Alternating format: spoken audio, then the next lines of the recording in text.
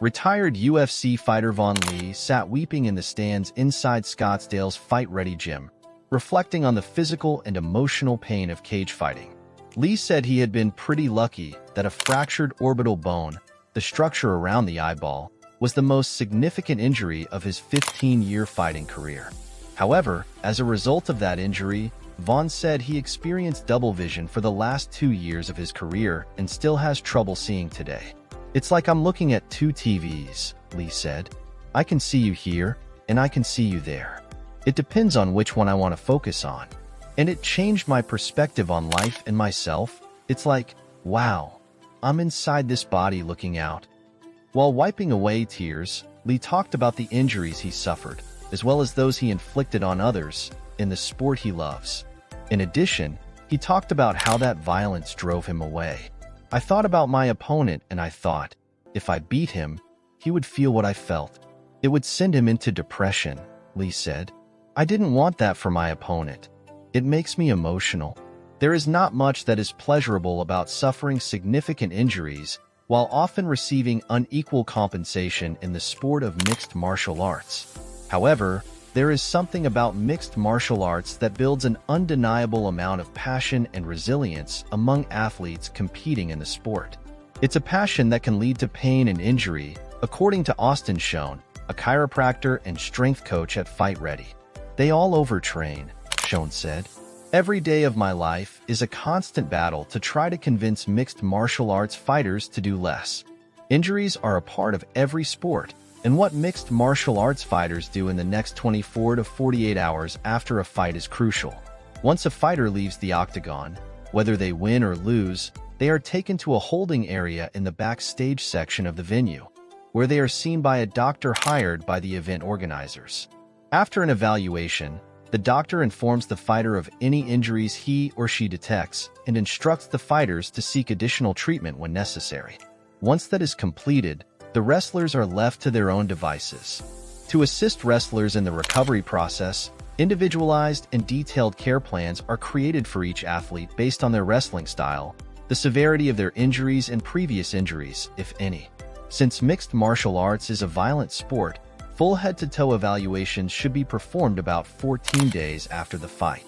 Some common injuries that tend to be seen among mixed martial arts fighters after fighting or training include concussions, hand fractures, foot fractures, labral tears in the hips, shin injuries, jaw injuries, bone bruises, anterior cruciate ligament injuries, Achilles tendon ruptures, and herniated discs. Herniated discs occur when the jelly center of the elastic disc between the bones of the spine slips or ruptures. It is the number one injury that is treated due to constant wrestling and training, during which wrestlers' heads are constantly pulled, tugged, and twisted, resulting in neck injuries. However, treating an Achilles tendon rupture is the most demanding injury for both the physician and the wrestler due to the nature of the tissue and its lengthy recovery time.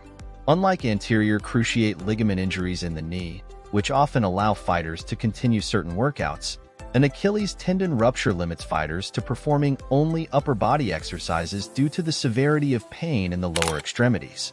Every fight and situation is different, so treatment depends on many factors.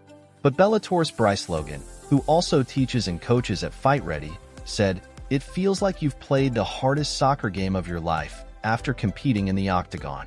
The adrenaline after the fight keeps you from feeling all the bumps and bruises you got," Logan said. "But when you wake up the next day, you think, wow, I've got this lump on the side of my head. My forearms are all bruised up. My shins are all purple, and it really feels like you've been in a car accident." Most people hate needles, but acupuncture is often the most rewarding treatment for fighters after a fight. "So I've convinced most of them that that's what we're looking for," Schoen said of the wrestlers' dissatisfaction with needle treatments. "They all love muscle work, like direct manual therapy. We have something called accelerated recovery performance waves, which is simply electrical stimulation at a proprietary voltage and a setting that allows the muscle to recover. Outside of needle treatment, one of the primary methods of speeding up the recovery process is to put athletes on an exercise bike, sometimes even the day after the fight. This is because the more blood we have circulating through the system, the faster we will recover. It's all about reducing symptoms. Whether a fighter is injured before or after the fight, they can't cheat the fighter's physiology or healing time by trying to fix it right away. Often, what hinders MMA fighters and combat athletes in general the most is that all they want to do is more, and they need to let their bodies recover from the stimulus they put it under because everything they do is a stimulus. The only way to really get bigger, stronger, faster, and be better is to allow their bodies to adapt to the stimulus they just subjected it to. It's a strength and conditioning principle.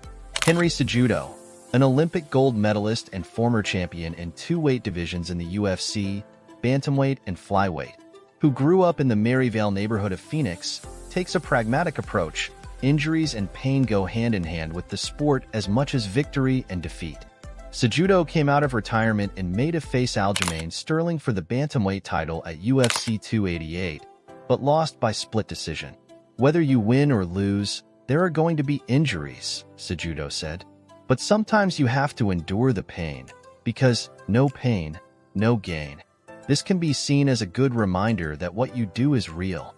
In the end, athletes and the doctors who treat them recognize that combat sports are violent and injuries are an inevitable part of the game. You're not supposed to basically throw a bag of bones at another human being and inflict trauma. That's not what our bodies were designed for. So I know injuries are going to happen, and they should also know injuries are going to happen.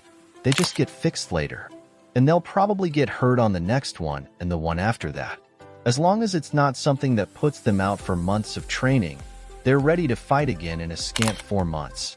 Lee said that after fracturing his orbital bone, it was very challenging to return to the octagon. He said he would just try to submit his opponent as quickly as possible once he returned. I never wanted my opponent to feel what I felt. That's what took me away from fighting, Lee said. Lee's last professional mixed martial arts fight was in February 2018, when he lost by decision to Jack Shore after a tough fight in London. When Lee arrived home, bruised, his 5-year-old daughter was crying, prompting him to say, "I'm not going to do this again." This has been all. I hope you enjoyed and learned.